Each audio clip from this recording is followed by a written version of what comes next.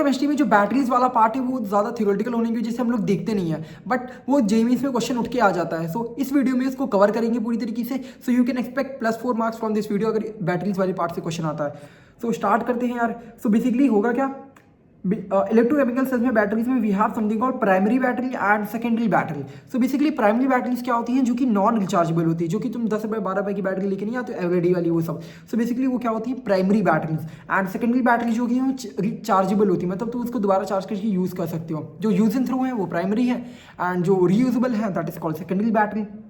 Now लैंच mercury ये सब सारे हैं। तो बेसिकली एनसीईआरटी की रीडिंग इसमें बहुत ज़्यादा इंपॉर्टेंट हो जाती है। So we will cover the NCERT part of it, and जो कि बहुत ज़्यादा इंपॉर्टेंट है इसमें। नाउ स्टार्ट करते हैं। बेसिकली सबसे पहला है हमारे पास लेक्लांचे सेल में। सो लेक्लांचे सेल में we have something, let me just remove this all. And तो होगा क्या, लेक्लांचे सेल में वी हैव समथिंग जिंक है, जो कि जिंक तुम्हारा एनोड की तरह होगा, एंड MnO2 जो ये कार्बन ब्लैक है तुम्हारा कैथोड की तरह होगा। तो बेसिकली जो पार्ट मैं बता रहा हूँ उसी को याद रखने और ज़्यादा चीज़ याद रखने की जरूरत नहीं है। सो इसमें तुम्हारा क्या होगा, तो रिएक्शन वन टाइप ये होता है तुम्हारा प्राइमरी सेल सेकेंडरी, यही बताने की कोशिश हो रही है। बट ये वाले में जिंक वाले में इन सब में क्या होता है, रिएक्शन याद रखो, जो कि है Zn से Zn+2 में जाता है। ठीक है, तुम्हारा क्या हो रहा है यहाँ पर, इलेक्ट्रॉन का रिमूवल हो रहा है यहाँ पर। ठीक है, तो Zn से Zn+2 में हो रहा है, ये एक रिएक्शन याद रखनी है। दूसरी रिएक्शन क्या है, MnO2 तुम्हारा इसमें कन्वर्ट हो रहा है। तो अगर यहाँ तो MnO2 की ऑक्सीडेशन चेक करोगे तो +4 से किस में हो रही है, +3 में जा रही है। So you can say that in the reaction जो कैथोड में जो ये जिंक वाली इस सेल की बात करूं, इस सेल में तुम्हारा लेक्लांचे वाले में तुम्हारा जो मैंगनीज है उसकी ऑक्सीडेशन स्टेट +4 से +3 में जा रही है, ये चीज़ याद रखनी है। ठीक है, +4 से +3 में जाती है। और जो इसमें अमोनिया होता है, जो प्रोड्यूस हो रहा है अमोनिया इस सेल में, वो बेसिकली क्या बना लेता है, ZnH3 जिंक का तुम्हारा कॉम्प्लेक्स बना लेता है अमोनिया के साथ। तो ठीक है, और इसका नेट पोटेंशियल नियरली अराउंड 1.5 के अराउंड होता है। तो बेसिकली इस वाले सेल में क्या याद रखना है, Mn की जो ऑक्सीडेशन स्टेट होती है वो +4 से +3 में जाती है। एंड सेकंड थिंग क्या याद रखनी है, जो तुम्हारा +4 से +3 एंड ये कॉम्प्लेक्स बना लेता है अमोनिया के साथ जिंक का।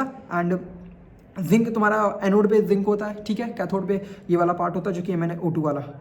Now coming with the second cell जो कि हमारा है मरकरी वाला सेल। तो मरकरी वाली सेल की बात करेंगे तो उसमें होता क्या है यार, मरकरी सेल तुम्हारा लो करंट डिवाइसेस के लिए होता है, जैसे तुम्हारा हियरिंग एड्स तो कान में जो लगाते हो ना, वो वाले जो जिनको कान में सुनाई नहीं था वो वाले एड्स जो होते हैं, एंड वॉचेस में, एंड जो तो ये वाली सेल्स होती हैं जो कि होती है मरकरी वाली, कह सकते हो मरकरी एमेलगम वाली। तो बेसिकली इसमें क्या होता है, इलेक्ट्रोलाइट होता है, पेस्ट KOH एंड ZNO का, एंड ये कुछ रिएक्शंस है। तो रिएक्शन में क्या होता है यार, तुम्हारे पास जिंक एमेलगम वाली जो पार्ट रहता है वो तुम्हारा क्या रहता है, एनोड पे रहता है, एंड कैथोड पे तुम्हारी ये रिएक्शन है जो कि HGO। तो ये याद नहीं रखना है, जो मेन सेल रिएक्शन है उसको याद रखे रहो, ये भी याद कर सकते हो बेसिकली, एंड करना भी चाहिए। नाउ जो मेन सेल रिएक्शन होती है वो क्या होती है, ZnHU and HGO zinc and ये वाला रिएक्शन होगी, एंड ZNO ये मिलेगा।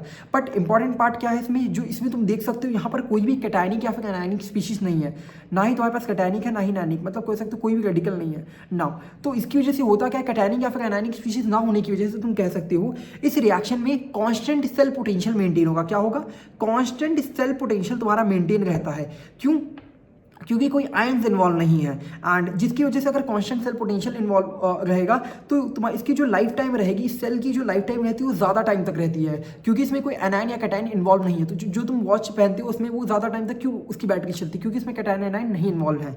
Now coming the secondary battery जो कि होती है तुम्हारी रिचार्जेबल वाली, या फिर कह सकते हो जो इन्वर्टर होता है, इन्वर्टर को चार्ज करते हो फिर वो यूज़ करते हैं ना, तो वाली बैटरीज में तुम्हारे पास उसको बताता हूँ उसमें क्या क्या याद रखना है, बस याद करने वाला पार्ट बता रहा हूँ। बेसिकली याद क्या रखना, तुम्हारा लेड जो होता है एनोड होता है, लेड में एनोड होगा, एंड कैथोड तुम्हारा लेड ऑक्साइड, सॉरी PbO2 में तुम्हारा एनोड कह सकते हो, एनोड छोटा 5 टर्म्स है तो इस वजह से Pb है, कैथोड PbO2 है। क्यों, क्योंकि PbO2 4 वर्ल्ड का है, एंड ये कैथोड इस वजह से बड़ा है, कैथोड बड़ा PbO2 मतलब लेटर वाइज ना।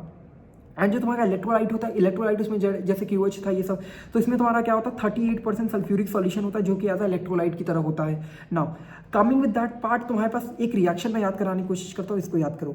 बेसिकली होगा क्या, तुम्हारे पास एनोड पे एक रिएक्शन है जो कि क्या है, Pb से लेड सल्फेट बनना है, एंड नाउ तुम्हारा PbO2 से PbSO4 बनना है। ये एनोड का पार्ट है, ये कैथोड का पार्ट है, इतना याद रखे रहो बस। अब बताता हूँ, एंड बेसिकली जो मैंने ये रिएक्शन लिखी है ये बेसिकली डिस्चार्जिंग की रिएक्शन है। क्या है, डिस्चार्जिंग की रिएक्शन है, Pb से PbSO4 एंड तुम्हारा कह सकते हो PbO2 ना।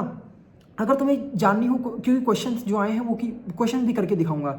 तो बेसिकली कह सकते हो जो चार्जिंग वाला पार्ट है, तो बेसिक अगर चार्जिंग वाले पार्ट में करोगे बस इसको एक्सचेंज कर दो, दैट मीन्स जो तुम्हारा ये वाला पार्ट है इसको इधर लिख दो, दैट इज PbO2 से PbSO4 में हुआ है, and you can say PbO2 से PbSO4, एंड नाउ इसमें कितना हो जाएगा Pb, और ये वाला जो पार्ट है इधर रख दो, Pb से PbSO4 दैट्स इट।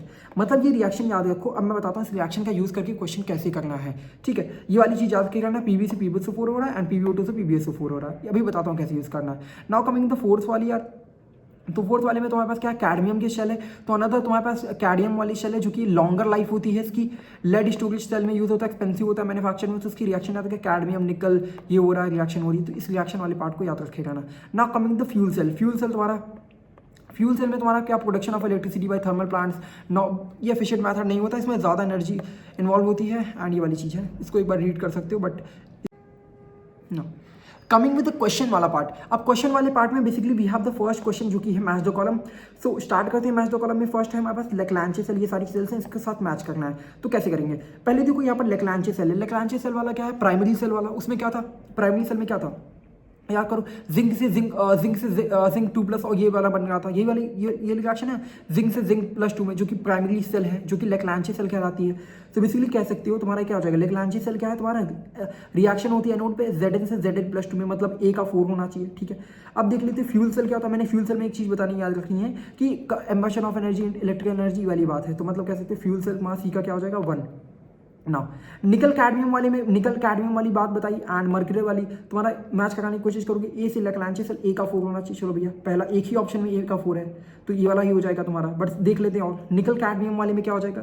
निकल कैडमियम वाले में की बात करूँ तो मैं क्या होता है, निकल कैडमियम वाले में जो मैंने बताया, जो थर्ड वाला पार्ट बताया कैडमियम NaOH, वो कौन सी रिएक्शन है, ये वाली थर्ड वाली। वो क्या है, रिचार्जेबल है, दैट मीन सेकेंडरी वाली रिएक्शन है, ओके।